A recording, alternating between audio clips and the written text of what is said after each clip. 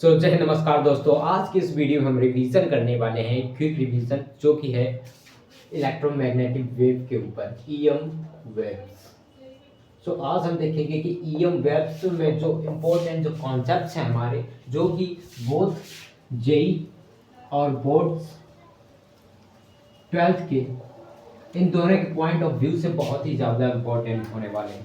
तो हालांकि shortcut revision इसमें हम देखने वाले हैं और हम मैक्सिमम चीज़ों को कवर करेंगे बहुत ही कम टाइम में, क्योंकि यस, आपका टाइम जो लिमिटेड है। और बहुत सारी चीज़ें देखेंगे कि क्या होता है ईएम वेव्स से, किस तरह से वर्क करती हैं, फंक्शंस होते हैं, और ईएम वेव्स एक्चुअली क्या होती हैं, ठीक है, इसकी प्रॉपर्टीज़ क्या होती है। क्योंकि देखिए, हमारे पास जो ईएम वेव है, अगर मैं बात करूँ जेई और बोर्ड्स में, तो इनके बेसिकली क्वेश्चन बनेगा किस पे, और हम क्वेश्चन ओरिएंटेड ही हमें पढ़ना है। तो क्वेश्चन बनेगा हमें इनके प्रॉपर्टीज पे। किस पे? प्रॉपर्टीज, प्रॉपर्टीज एप्लीकेशंस, इन चीजों पर। तो देखिए, इलेक्ट्रोमैग्नेटिक वेव का मतलब होता है, तो हमारे इससे हमें क्लियर हो रहा होगा, इलेक्ट्रोमैग्नेटिक इलेक्ट्रोमैग्नेटिक वेव्स मतलब इलेक्ट्रॉन, इलेक्ट्रिसिटी, मैग्नेटिक। कहीं ना कहीं देखिए, यहाँ पर दो चीज़ों की बात हो रही होगी।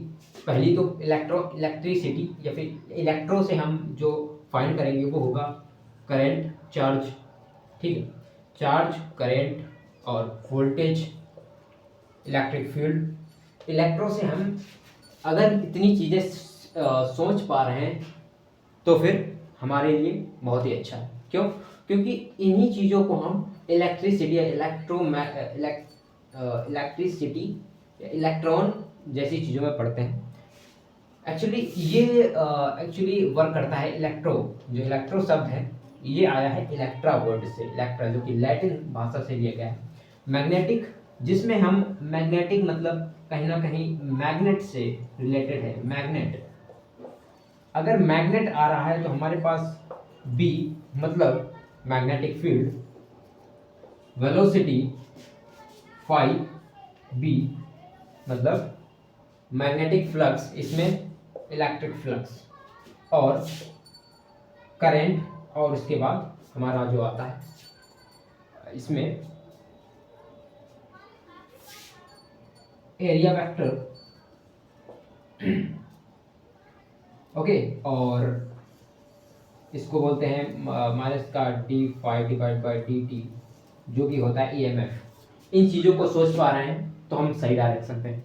अब देखो, हम इसमें पढ़ेंगे क्या, सबसे बड़ी चीज़ होती है कि इलेक्ट्रोमैग्नेटिक वेव है, ठीक है, ओके, समझ लिया कि इलेक्ट्रोमैग्नेटिक। देखिए, जो वेव है, वेव का मतलब क्या होता है, तो हमें पता है कि हमारे पास पहले से आ चुकी हैं चीज़ें, जो न्यूटन्स और मैक्सवेल्स, बहुत सारे लोग दे चुके हैं कि हमारे पास जो लाइट होती है। देखिए, बेसिकली हम वेव अगर बात करें तो वहीं कहीं ना कहीं हम लिंक कर पाते हैं कि लाइट, ओके, वेव इज कहीं ना कहीं जो रिलेट हो रही होती है वो लाइट से हो रही होती है। अगर मैंने बोला पार्टिकल्स, फोटोन्स, तो ये सब चीज़ें हम लाइट से रिलेट कर पा रहे होते हैं। ओके, तो देखिए, हम दो चीज़ों के बारे में बात करते हैं। एक तो होती है लाइन, एक होती है वेव।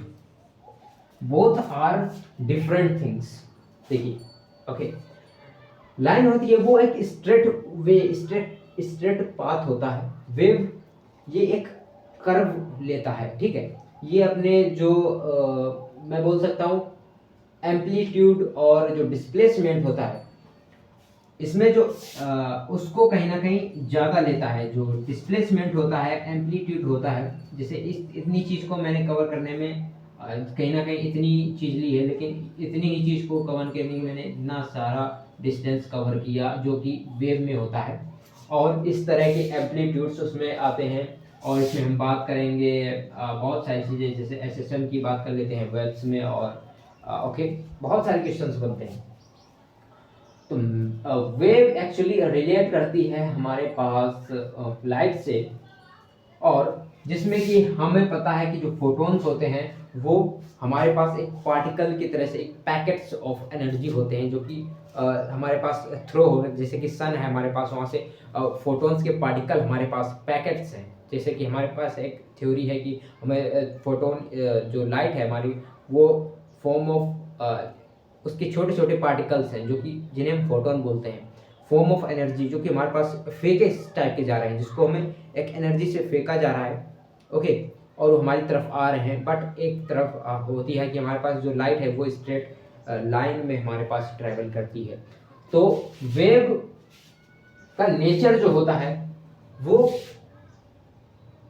मीडियम्स में मैं कह सकता हूँ कि बदलता रहता है, ठीक है। जैसे कि अगर मैंने बोला डेंसर मीडियम है तो इसमें क्या होगा, जो वेव होगी उसकी डिस्प्लेसमेंट थोड़ी कम हो जाएगी, फ्रीक्वेंसी तो सेम रहती है, बट अगर जैसे कि रेयर वैक्यूम है तो इसमें वेव की स्पीड ज़्यादा होगी। और बट लाइट की जो हम बात करें तो उसकी स्पीड हर जगह सेम रहती है। तो हम देखिए इसमें हम क्या करेंगे, जो इलेक्ट्रिक फील्ड, इलेक्ट्रिसिटी से इलेक्ट्रिक फील्ड को लेंगे, मैग्नेट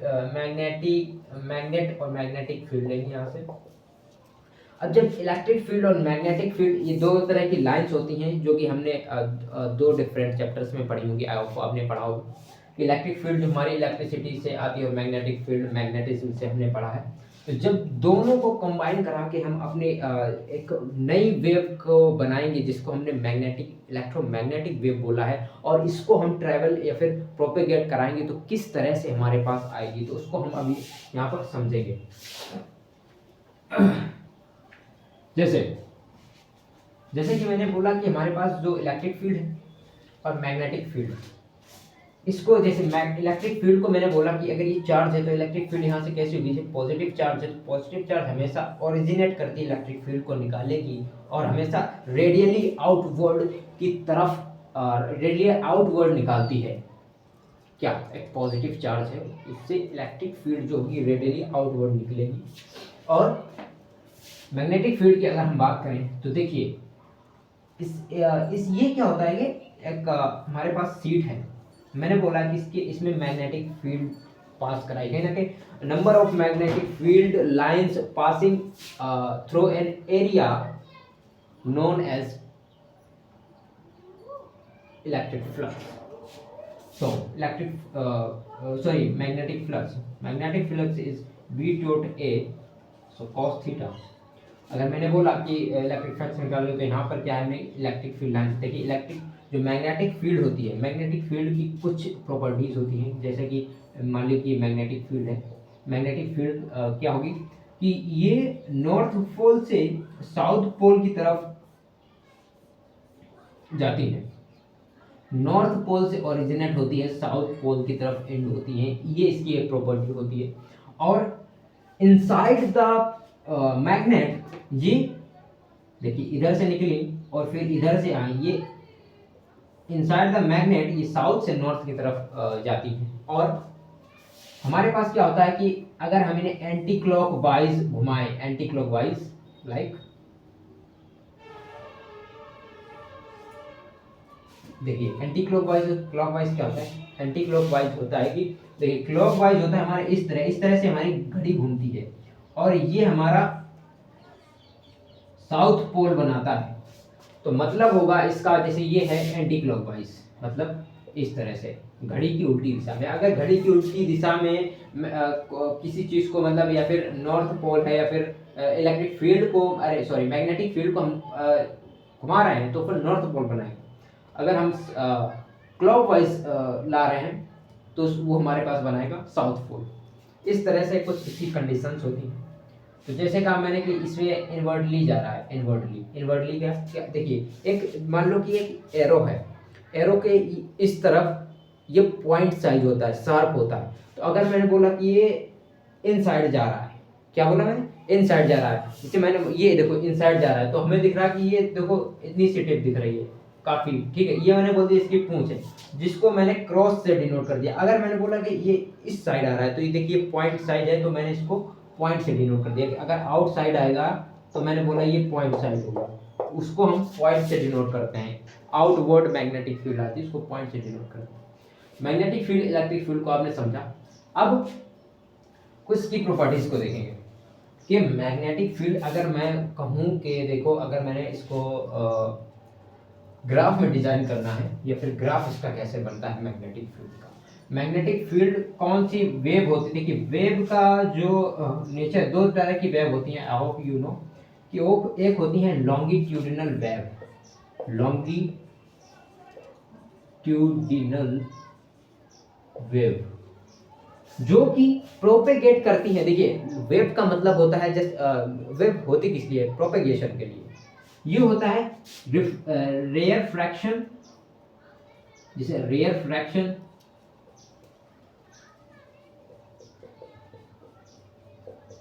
कंडेंस।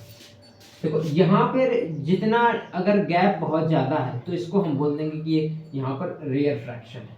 अगर मैंने कहा इस तरह से वेव कंडेंस हो रही है, इकट्ठी हो रही, तो इसको क्या बोलेंगे, कॉन्डेंस, कि ये इकट्ठी है, थोड़ी घनी है, और यहाँ पर सिपरेशन है।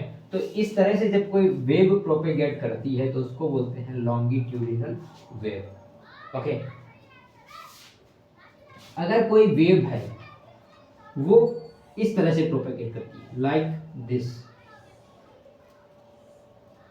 ऐसे साइन थीटा कॉस थीटा के कर्व में, तो उसको बोल देंगे हम ट्रांसवर्स वेव। ओके, तो इस तरह की ये कहीं ना कहीं जो हमारी वेव होती है, और मैग्नेटिक इलेक्ट्रोमैग्नेटिक वेव की बात करें तो ये हमारी रिलेट करती है ट्रांसवर्स वेव से, जिसका डायग्राम कुछ इस तरह से बनता है। देखिए थोड़ा कॉम्प्लेक्स हो जाएगा, जैसे कि मैंने ले लिया इसको एक्स एक्सेस है, ये वाई एक्सेस है, ये जेड एक्सेस है, this is the 3D model. और उसमें मैंने कहा कि जो हमारी इलेक्ट्रिक फील्ड होगी, जो हमारी इलेक्ट्रिक फील्ड होगी वो, और मैग्नेटिक फील्ड होगी वो, दोनों एक दूसरे के परपेंडिकुलर होगी। ठीक है, समझ रहे हो ना? इलेक्ट्रिक फील्ड और मैग्नेटिक फील्ड दोनों एक दूसरे के परपेंडिकुलर होगी। क्यों? क्योंकि जो electric field dot cross magnetic, तो ये हमें एक वेलोसिटी देती है, जिसको हम वेलोसिटी ऑफ लाइट बोलते हैं। Am I right?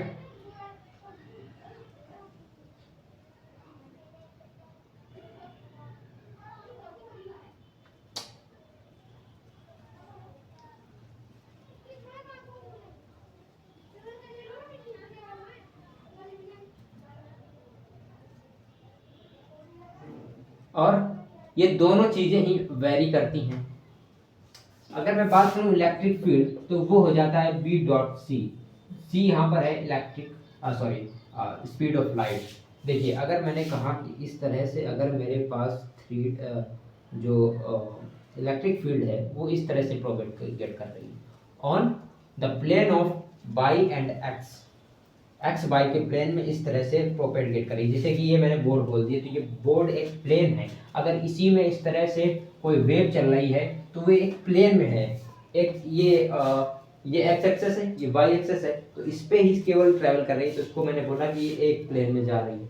अगर मैंने बोल दिया कि अगर इसके परपेंडिकुलर कोई चीज़ को ड्रॉ करनी है तो through the right hand palm rule, मुझे पता है कि अगर कोई चीज़ इस तरह जा रही है और एक चीज़ इस प्लेन पे परपेंडिकुलर इसको ड्रॉ करना है, तो यहाँ से एक वेक्टर लेंगे, किससे, एक्स और वाई से, इस तरह से पाम रूल से, जो कि आउटवर्ड आएगा। तो मुझे पता है कि जो वेव दूसरी होगी, जैसे कि इलेक्ट्रिक फील्ड मैग्नेटिक फील्ड है, तो उनमें अगर जो दूसरी वेव होगी वो परपेंडिकुलर होगी, मतलब कि इस तरह से कुछ इस एक्सेस पे और कुछ इस एक्सेस पे करेंगे, तो एक्स और जो जेड एक्सेस है वो हमें एक दूसरा नया प्लेन मिलना होगा, जो कि कहीं ना कहीं इस तरह से होगा, और इस तरह से है, तो इसमें इस तरह से हम कैन से कि वेव हमारी प्रोपेगेट करेगी।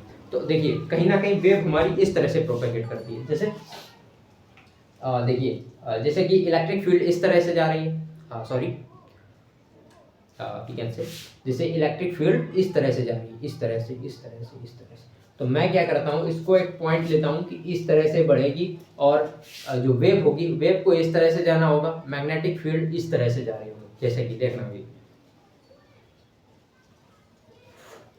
इस तरह से। मैं प्रोपेगेट इधर करूंगा, लेकिन जो मेरी मैग्नेटिक फील्ड वो टुवर्ड्स आगे, और जो मेरी इलेक्ट्रिक फील्ड होगी वो इस तरह से, इस तरह से। मैं तो इधर जा रहा हूँ, जो पूरी मैग्नेटिक होल मैग्नेटिक फील्ड इस तरह से जाएगी, लेकिन मैग्नेटिक फील्ड आगे की जाएगी, एक तरफ जाएगी, और इलेक्ट्रिक फील्ड ऊपर की तरफ जाएगी, इस तरह से। सो आई होप ये आपको ये चीज़ समझ में आई होगी। अब हम बात करेंगे कि जो मैग्नेटिक इलेक्ट्रोमैग्नेटिक वेव है ना, वो इसके साथ रिलेट कैसे करती है, जो इसकी एनर्जी होती है। देखिए, जो एनर्जी होती है इलेक्ट्रिक फील्ड एनर्जी, अगर मैं बात करूं इसकी, तो वो था half epsilon naught E square की आरएमएस वैल्यू, और half epsilon sorry mu naught, okay, half B square divide by mu naught M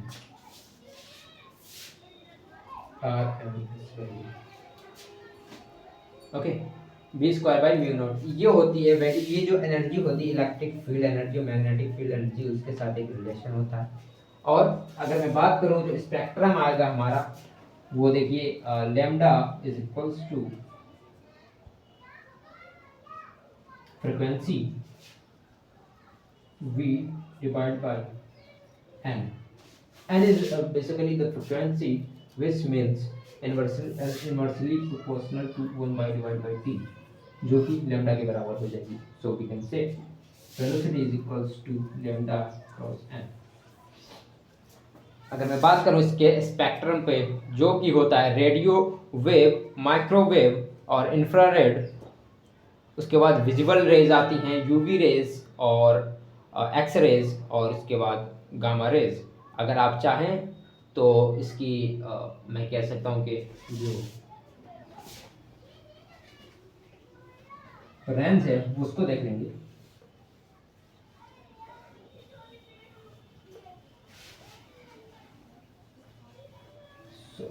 range को देखते हैं, रेडियो वेव, ठीक है, इसकी सारी जो पूरी हैं, radio wave, micro wave, radio wave, microwave, infrared, infrared के बाद कौन सी आती हैं, विजिबल रेज, फिर X rays, UV rays, gamma rays. देखो भैया, तो 1 2 3 4 5 6 7 रेज हमारे पास है, जो कि मेजॉरिटी में चीज़ों को डिफाइन करती हैं।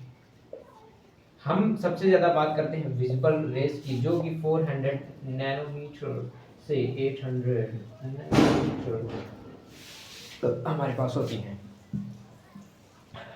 Okay, I think something good wrong.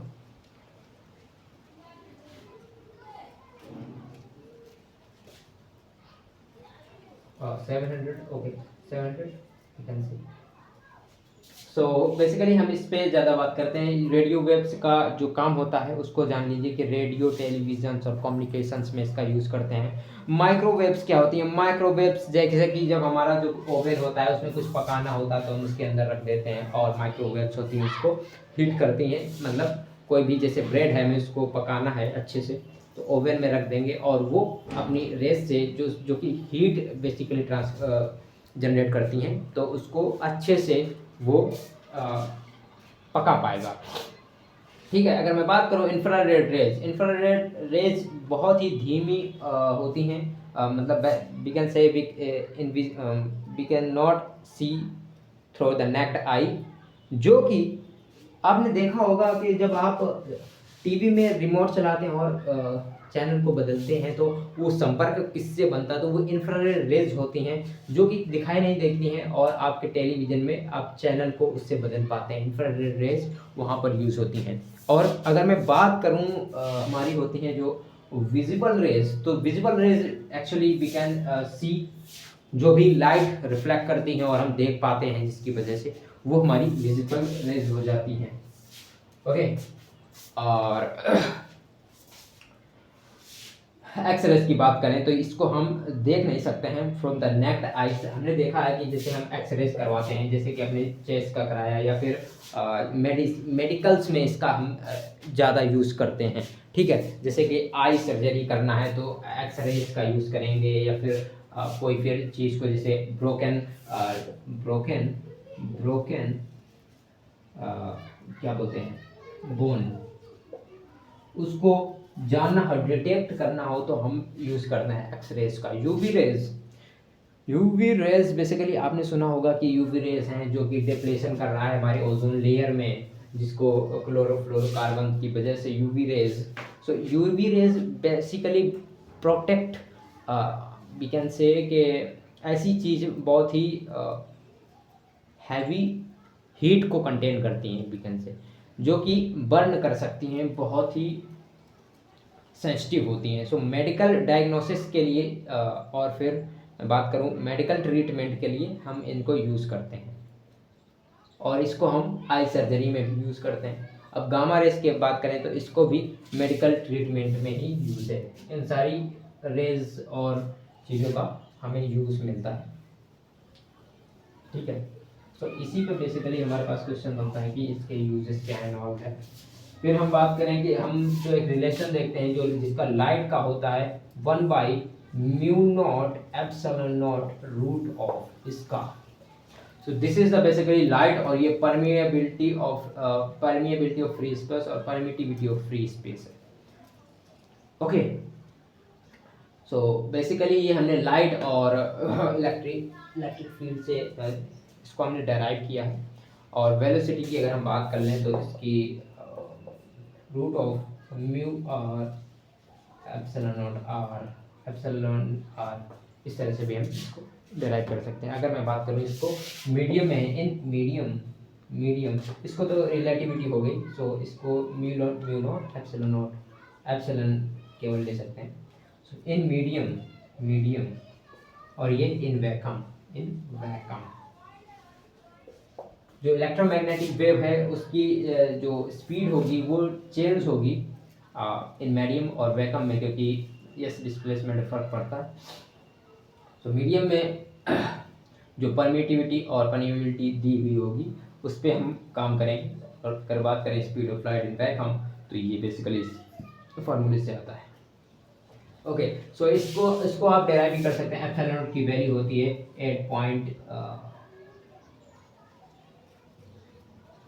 what the meaning? Okay, 8.3 10 power minus 34 का यूज होता है 8.35 आई थिंक। ओके, इस तरह से। और म्यू नॉट की 4 pi into 10 to power minus का 7 ये वैल्यू होती है। ओके, तो इससे हम आप you can see and derive. Okay, so ये रिलेशन होता है। उसके बाद हम आगे देखेंगे जो हमारा रिलेशन होता है, जो कि सबसे इम्पोर्टेंट रिलेशन भी कैन से। तो यहाँ पर अब हम बात करेंगे डिस्प्लेसमेंट करेंट की। Okay, displacement current is basically काफ़ी इम्पोर्टेंट टॉपिक है। अगर मैं बात करूँ ईएम वेव का,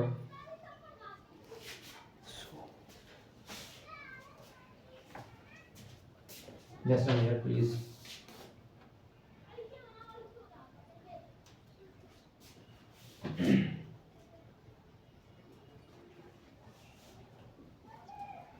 तो बेसिकली हम इस पे बात कर रहे होंगे डिस्प्लेसमेंट करंट में एम्पियर मैक्सवेल्स लॉ के बारे में। तो डिस्प्लेसमेंट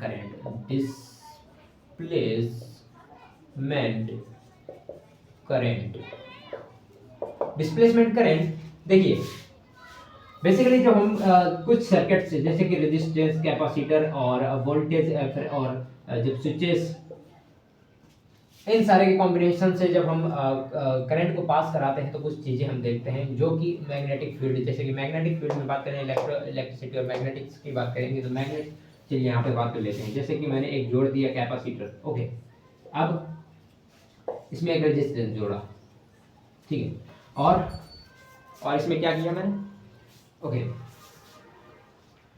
देखा मैंने कि मान लो कि जैसे वायर है, ampere circuital law, ampere circuital law, मैंने देखा कि इसमें करंट फ्लो कर रही है, करंट फ्लो करेगी तो एम्पियर सर्किटल लॉ जो हमारे पास एक होता है, तो हमें पता है कि इसमें अगर करंट फ्लो कर रही है तो हमारे पास मैग्नेटिक फील्ड भी प्रोड्यूस होगी। क्यों? अगर क्लोज्ड कर्व जो हमारा सर्किट है वो क्लोज्ड है तो वो हमारे पास एक मैग्नेटिक फील्ड को भी जनरेट करेगा। तो मैंने कहा कि हमारे पास एक मैग्नेटिक फील्ड क्लोज्ड कर्व है, यहाँ पे एम्पियर सर्किटल लॉ को हमने एक माना, जैसे हम गॉस थ्योरम में गॉस एक सर्किट लॉ को हम बनाते थे, उसी तरह से हमने एक एम्पियर सर्किटल लॉ को डिजाइन किया है। ठीक है, अब इसमें करंट आई है। ओके, अब हमें पता है कि जैसे यहाँ से करंट गया तो यहाँ पर पॉजिटिव चार्ज आ जाएगा, क्यों? प्लेट्स है। अब इधर नेगेटिव चार्ज आएगा, ये एक्यूमुलेट हो गया, यहाँ पर पॉजिटिव चार्ज नेगेटिव चार्ज, देखेंगे कि इलेक्ट्रिक फील्ड यहाँ पर बनेगी।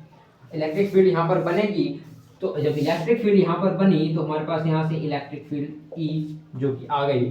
अब हम यहाँ पर देखेंगे जो हमारे पास basically this is the mu naught mu what the B dot D L mu naught times I, इस तरह से एक रिलेशन आएगा। अब current D L is basically the distance between the capacitor. अब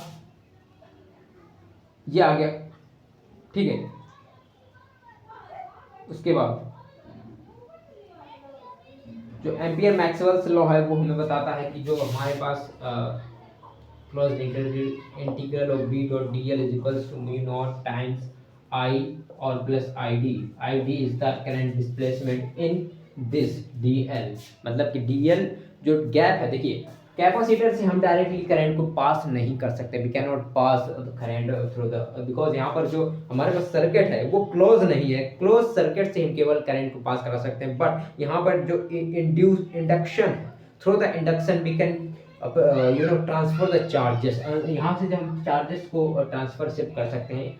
और जैसे कि आपने देखा होगा कि जैसे हमारे पास ट्रांसफर होते हैं, transfer actually transfer the voltage not current. अगर हम ज़्यादा करंट को पास करेंगे तो वो वायर में लग के हमारा जो होगा, जो डिप्लीशन हो जाएगा वो बहुत ज़्यादा हो जाएगा, जिसकी वजह से हमारे पास बहुत ज़्यादा करंट वेस्ट हो सकता है। इसकी वजह से हम वोल्टेज के थ्रू करंट को पास कराते हैं थ्रू द ट्रांसफर्स, जैसे कि हमें बहुत दूर तक अगर करंट को पास करंट को भेजना है तो, ठीक है। तो यहाँ से हमारा जो चार्जेस होता है, चार्ज से कैरी होके करंट जाता है, हमारा जो ट्रांसफर होता है। अगर मैं बात करूँ mu naught E dot D A is that, वो होता है Q divide by epsilon not. Okay, ठीक, ये तो है। लेकिन अगर मैं बात कर दूँ integral of B dot D A in the ampere circuital law, तो हम देख पाएंगे कि यहाँ पर हमारे पास इलेक्ट्रिक फील्ड मिलती है, मैग्नेटिक फील्ड नहीं मिलती है, जिसकी वजह से ये हमारे पास जीरो हो जाएगा। ओके, अब हम देख पाएंगे कि जो B dot D L is equal to mu naught times I. Okay, अब अगर मैंने कहा कि चलो ले लो इसको ई डॉट डी एल क्या होता है? E dot D L is basically voltage. Okay, V is equals to E dot dr, so E dot dr is voltage। Okay, यहाँ पर पोटेंशियल मैंने लिया कि पोटेंशियल देखो भैया हमारे पास क्या होता है, तो ये पता है कि माइनस का D phi over D T flux. Okay, अब फ्लक्स जो है वो मैग्नेटिक फ्लक्स होगा। देखिए जो ये V को हम EMF भी लिख सकते हैं। ओके, वी कैन से कि जो हमारा EMF होता है वो minus D phi by D T होता है, तो उसी को हमने यहाँ पर ले लिया है। अब हम ये भी कह सकते हैं जो हमारा B डॉट डी एल होगा, B dot D L is actually mu I C. Okay, mu I C plus mu naught epsilon naught D I by D T, sorry D E mu naught D phi E divide by D T. You can direct from here. Okay, जो B dot D L का relation आ जाए through the ampere circuital law, हमारे पास इतना आएगा। और इससे हमारे पास क्वेश्चन हैं जो कि आ जाते हैं बहुत सारे। और जो हमारे पास डिस्प्लेसमेंट करेंट होगी, डिस्प्लेसमेंट करंट, उसको हम यहाँ से निकाल सकते हैं, जो कि I D is equals to epsilon naught D phi E divide by D T, ये होता है हमारा डिस्प्लेसमेंट करंट। ठीक है, और जैसे ये